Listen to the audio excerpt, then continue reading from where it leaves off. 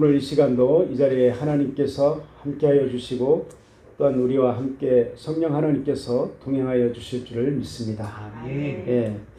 오늘 읽은 우리 이 말씀은 사람의 그 신체 부위를 통해서 지혜 실행을 권면하는 그런 말씀입니다. 여기에서는 악인의 길을 물리치기 위해서 단지 생각이나 또한 관념만으로 가능한 것이 아님을 강조하고 있습니다. 오늘 우리가 읽은 말씀 중에서 24절에 보면은 입과 입술, 그리고 25절에 보면은 눈, 그리고 26절, 27절에 보면은 발 등 자신의 그 전 지체로 그것을 거부하고 적극적으로 지혜를 실천할 때에 비로소 가능한 것임을 지적하고 있습니다. 그러므로 우리의 참된 영성은 말씀을 듣는 데서부터 시작이 됩니다. 20절을 보면요, 내 아들아 내 말에 주의하며 내가 말하는 것에 내 귀를 기울이라, 이렇게 말씀을 하고 있죠.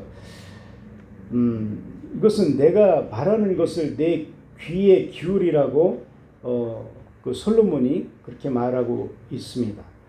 듣는 것에 반복하고 강조하는 것을 오늘 말씀은 중요하게 말하고 있습니다. 즉 이것은 우리 지체가 하나님께 거룩하게 성결되는 이에서 듣는 일의 그 중요성을 일깨워주는 그런 표현이라고 할 수가 있는 것입니다. 예, 그렇습니다. 본문은 우리의 영성이 회복되는 일에서 다른 그 어떤 지체를 훈련시키는 것보다 우선해야 하는 것이 바로 귀임을 말해주고 있는 것입니다. 어떤 면에서 보면 앞에서 들은 것을 그렇게 반복해서 주문한 것도 이러한 차원이라고 보아야 합니다. 영성을 회복하여서 지혜로워지기 위해서라면 가장 먼저 듣는 일을 주의해야 한다는 것입니다. 예를 들어서 매일 악한 말, 또한 부정적인 말, 또한 조소와 비난의 말, 저속하고 패역한 말만 듣고 산다고 이렇게 생각을 해보십시오. 그 사람의 그 인식이 어떻게 되겠습니까? 부정적이며 또한 패배주의적인 그런 인식, 그 입에는 남을 저주하고 비난하고 깎아내리는 말 외에는 들어갈 것이 없습니다. 우리가 세상을 살아가면서 자꾸 불안해지고 또한 부정적이 되며 또한 죄성으로 물드는 것도 알고 보면은 이렇게 세상에 난무하는 욕설, 비방 또한 공격적인 언어에 너무 자주 노출되는 것과 연관이 깊습니다. 그런데 여기에 반전을 가해서 거룩하고 또한 경건하며 의롭고 또한 화평한 하나님의 말씀을 자주 반복 또한 지속 집중해서 듣는다라고 생각을 해보십시오. 사람의 생각이 건전하고 경건하며 또한 온화하게 바뀌는 것은 시간 문제인 것입니다. 아무리 그 사람의 가치관이 악한 것 또한 부정적인 것으로 굳어져 있을지라도 또 아무리 그 사람의 그 성품이 강팍하다 할지라도 계속해서 말씀을 듣고 또 듣다 보면은 마치 봄바람이 그 산의 눈과 강의 얼음을 녹이듯이 그렇게 녹게 되어 있습니다. 그리고 만일 이 귀하고 거룩한 말씀을 어려서부터 이렇게 집중적으로 듣는다고 하면은 그는 어려서부터 진취적이고 또한 긍정적이고 또한 거룩하고 경건한 그러한 성품이 형성이 될 것입니다. 예, 바로 이것 때문에 솔로몬은 지체 하나하나를 거룩하게 훈련시켜야 할 그런 필요가 있음을 역설하는 오늘 그 말씀 중에서 가장 먼저 지혜로운 말, 거룩하고 경건한 말에 귀를 기울일 것을 다시금 주문하는 것입니다. 그러므로 사랑하는 성도 여러분, 듣는 일을 결코 소홀히 하지 마시기를 바랍니다. 가급적 은혜로운 말씀을 들을 수 있는 기회를 많이 만드십시오. 예배에 그렇게 하기 위해서는 자주 참석하시고 그리고 설교 말씀에 귀를 기울이십시오. 또 악한 말, 또 부정적인 말, 그리고 저속한 그런 말을 내뿜는 이들을 멀리하고 그리고 신중하고 사려 깊고 긍정적인 말, 축복의 말, 또한 적극적인 그런 말들을 하는 그런 사람들을 가까이 하시기를 바랍니다. 여러분의 귀가 달라지면서 여러분의 삶과 인격 그리고 인생 자체가 축복된 것으로 변모할 것입니다. 21절을 보면 솔로몬은 그것을 내 눈에서 떠나게 하지 말며 내 마음속에 지키라 이렇게 말씀을 하고 있습니다. 앞선 그 20절에서 말씀을 듣는 귀를 강조하였다면 여기서는 말씀을 보는 눈을 강조한 것입니다. 듣는 것에 약간의 타율성이 들어있다면 보는 것은 보다 적극적인 행동이 되어서 내포되어 있다라고 할 수가 있습니다. 이는 들은 것을 다시 확인하고 또 그것을 의지적으로 더 깊이 인식하고 그리고 자기의 것으로 삼는 행위를 나타내는 것이라고 할 수가 있습니다. 오늘 신앙생활을 하는 성도들 가운데에는 주일날 예배에 나와서 말씀을 듣지만 직접 그 말씀을 보는 일에는 대단히 소극적인 이들이 많기 때문입니다. 하지만 이것은 온전한 영성 회복 혹은 영성 형성을 위해서 결코 온당한 그런 태도가 아닙니다.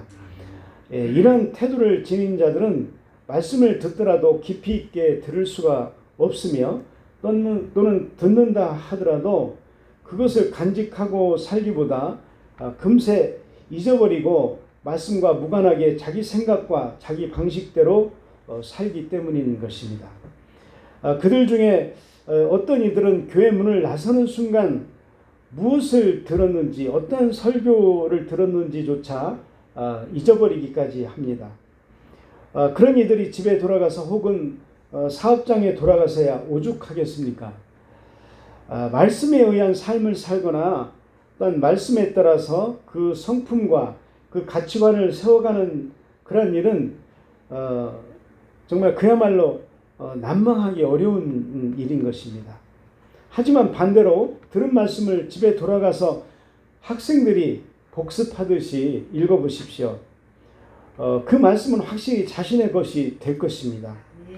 학생들도 수업 시간에 충실하게 강의를 듣고 나서 예습 복습만 철저히 하면은 특별히 과외나 또한 학원 수강을 하지 않아도 좋은 성적을 거둘 수 있다고 하지 않습니까? 이것은 우리 신앙생활에서도 동일한 것입니다.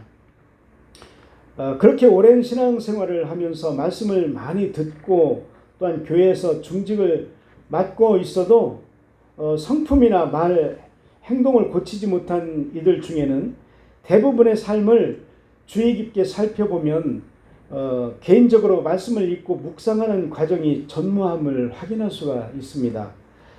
그러나 반면 그렇게 신앙생활에 그 연륜이 깊지 않다 하더라도 또한 그 처음 신앙생활을 시작한 시간부터 열심히 자기 눈으로 말씀을 묵상하고 사랑하고 또한 사모하는 그런 사람들은 성경 지식은 물론이요 또한 성품까지도 아름답고 거룩한 것으로 변모되고 실제 그 삶의 현장에서 빛된 성도의 삶을 살고자 몸부림치는 것을 어렵지 않게 확인할 수가 있습니다. 말씀을 가까이 하고 직접 그것을 자기 눈으로 살피고 묵상하고 사랑하는 일이 이렇게 중요한 것입니다. 그러므로 사랑하는 성도 여러분, 예배 자리에 나와서 강단에서 선포되는 설교 말씀을 통해서 하나님의 은혜, 축복, 그리고 구원의 말씀, 또한 때로는 책망의 말씀, 또한 경계케 하고 또한 경성케 하는 그러한 회개의 말씀을 들으셨습니까? 거기서 머물지 마시고 이제는 직접 말씀을 보시기 바랍니다. 마치 하루에 세 끼 식사를 하지 않으면 안 되는 것처럼 영의 양식인 하나님의 말씀도 하루에 시간을 정해놓고 일정 분량을 읽지 않으면 안 되는 그러한 자세로 그렇게 말씀을 읽으십시오. 그리할 때 하나님의 말씀은 우리 삶에 인격화되어서 우리의 삶에 보다 분명하고도 거룩한 그러한 변화를 이끌어낼 것입니다. 23절을 보면요. 모든 지킬 만한 것 중에 더욱 내 마음을 지키라. 생명의 근원이 이에서 남이니라. 이렇게 말씀하고 계시죠. 이 말씀은 잠언의 그 교훈 가운데에 많은 사람들의 입에서 암송되고 또한 회자되는 그런 내용입니다. 이 말씀이 사람들에게 이처럼 잘 알려져 있고 또한 친숙한 것은 그것이 육신보다 영혼, 겉으로 드러나는 것보다 내면을 강조하는 그런 성경의 사상과 일치하며 또한 이를 포괄적으로 전달하기 때문인 것입니다. 이러한 그 23절 서두에 나오는 무릇 지킬 만한 것보다 더욱에 해당하는 원문에 그 표현하는 분리, 구별의 의미 또는 기원의 의미가 있는데 이것의 해석에 따라서 지켜야 할 모든 것으로부터 내 마음을 지켜라 또는 모든 지킬 것을 다 동원하여서 내 마음을 지키라 내지는 지킬 만한 모든 것보다 내 마음을 지키라 그런 의미로 해석이 가능합니다. 이 중에 첫째 해석은 마음을 공격하는 것이 많으므로 그러한 것들로부터 마음을 철저하게 지킬 것을 강조하는 의미를 전달하는 것이며 또한 두 번째 견해는 마음을 지키기 위해서는 모든 수단이 동원되어야 함을 강조하는 의미를 전달합니다. 그리고 세 번째 견해는 다른 많은 것들 중에서도 특히 무엇보다 중요한 마음을 지키는 것의 우위성을 강조하는 의미를 전달합니다.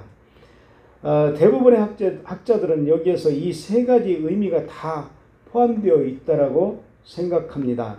따라서 이 말씀은 모든 것으로부터 모든 것을 다 동원하여서 그 어떠한 것보다 마음을 지켜야 한다는 그런 것으로 해석을 할 수가 있습니다. 이처럼 마음을 지켜야 하는 이유에 대해서 솔로몬은 생명의 근원이 이에서 남이니라라고 교훈을 합니다. 솔로몬이 말하는 바 생명은 단지 삶을 영위하고 또한 수를 누리는 것만을 의미하는 것은 아닙니다. 그것은 해야 할 일을 다 하며 또한 하지 말아야 할 일을 금하고 또한 보다 가치 있고 보다 소중한 그러한 일을 행하는 삶을 의미합니다. 즉 하나님의 뜻대로 살며 하나님을 섬기고 또한 이웃을 사랑하는 그러한 삶, 또한 세상 사람들에게 선한 본이 되는 삶, 그리고 성결하고 거룩하며 또한 규모가 있는 삶, 그리고 존경과 찬사를 들을 수 있는 그러한 삶을 의미하는 것입니다. 이것은 그야말로 참다운 삶이며 또한 모든 인생이 추구해야 할 그러한 삶이라고 할 수가 있습니다. 그런데 솔로몬은 이러한 삶을 가능케 하는 힘이 바로 마음을 지키는 데 있다라고 합니다. 이는 생각해 보면 너무나 자명한 것이 아닐 수가 없습니다. 왜 그렇습니까? 사람의 생활, 그 언어와 행실은 모든 마음으로부터 비롯되기 때문인 것입니다. 그리고 마음에서 우러난 언어와 또한 행위 하나하나가 그 인격을 결정하고 또 그의 업적을 좌우하기도 하는 것이기 때문인 것입니다. 결국 그것이 그의 운명까지도 결정하는 것입니다. 솔로몬이 힘주어 모든 것으로부터 모든 것을 다해 그 어떠한 것보다 마음을 지키라고 강조하는 것은 바로 이 때문인 것입니다. 그렇다면 성도 여러분, 여러분은 여러분의 내면을 잘 지키고 있습니까? 여러분의 마음과 생각을 죄악으로 몰아가려는 그런 악한 세력으로부터 여러분의 내면을 지키고 있습니까? 바른 마음, 바른 생각, 또한 바른 가치관을 지니고자 많은 노력을 기울이고 있습니까? 또 그것을 그 모든 것보다 앞세우고 있습니까? 이 모든 질문에 대해서 적극적으로 대답할 수 있기를 바랍니다. 네, 이 모든 질문에 대해서 긍정적으로 대답할 수 있기를 바랍니다. 네, 그리하면 여러분의 인생 전체가 하나님과 사람들 앞에서 복되고 아름다운 것으로, 그리고 가치 있고 보람 있는 것으로 세워질 줄 믿습니다. 예, 우리 성경을 한번 보겠습니다. 잠언서 16장 32절과 그리고 잠언 25장 28절을 같이 한번 보겠습니다. 우리 다 같이 한번 읽어볼까요? 시작. 노하기를 더디하는 자는 용사보다 낫고 자기의 마음을 다스리는 자는 성을 빼앗는 자보다 나으니라. 예. 그리고 자기의 마음을 제어하지 아니하는 자는 성읍이 무너지고 성벽이 없는 것과 같으니라. 아멘. 이 말씀과 같이 그 화가 나는 일이 있고 또한 머리에 치밀어 오르는 그런 분노가 있다 할지라도 노하기를 더디하십시오. 그리고 자기의 마음을 제어하고 다스릴 수 있는 자가 되도록 말씀으로 연단하고 또한 성화시키도록 힘써 노력하십시오. 사실 이 말씀이 쉬운 말씀이 아니죠. 제일 정말 어려운 말씀이 저에게도 이 말씀인 것 같습니다. 정말 화가 나고 분노가 일어날 때 그때를 참고 인내할 수 있는 사람은 정말 존경하고 싶은 그런 사람입니다. 저는 아직까지도 그 정도에 이르지 못한 부분이 너무나 많이 있거든요.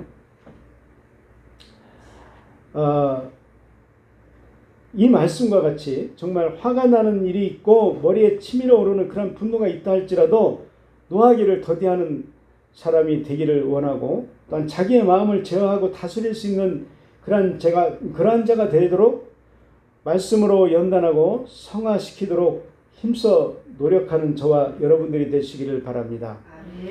정말 그러한 자는 용사보다 낫고, 또한 마음을 다스릴 수 있는 자는 피를 흘리며 전쟁에서 싸우며 성을 빼앗는 장수보다도 낫다는 말씀인 것입니다.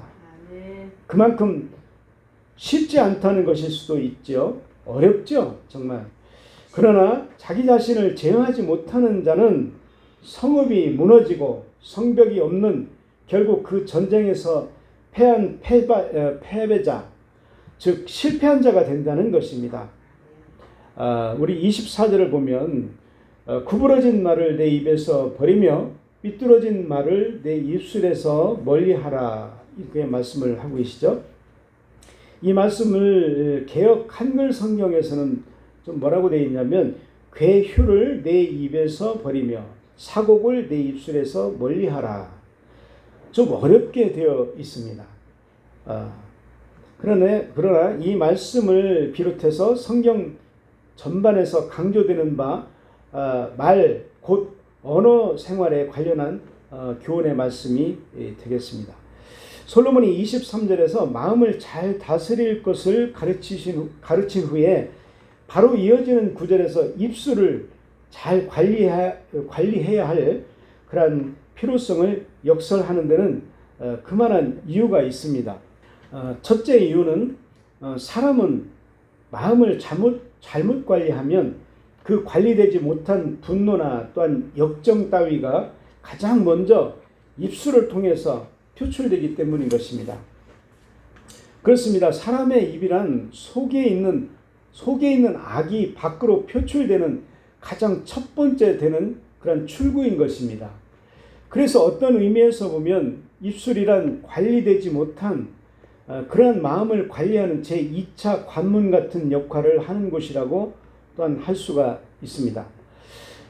그러므로 이 입술이 특별히 잘 관리되지 않으면은 안 됩니다. 둘째 이유는 사람의 입은 혹시 그의 내면 곧 마음을 잘 관리했더라도 그 지체에서 악을 발산해내는 아주 특별한 지체이기 때문인 것입니다. 그렇습니다. 여러분, 마음대로 마음을 잘 관리해서 역정을 내지 않기로 작정을 해도 어떠한 사건이나 또한 사람을 대하는 순간에 마음으로 어떻게 관리할 틈도 없이 자기도 모르게 해서는 안 될 말을 쏟아내버리고 마는 것을 우리는 어렵지 않게 경험을 합니다.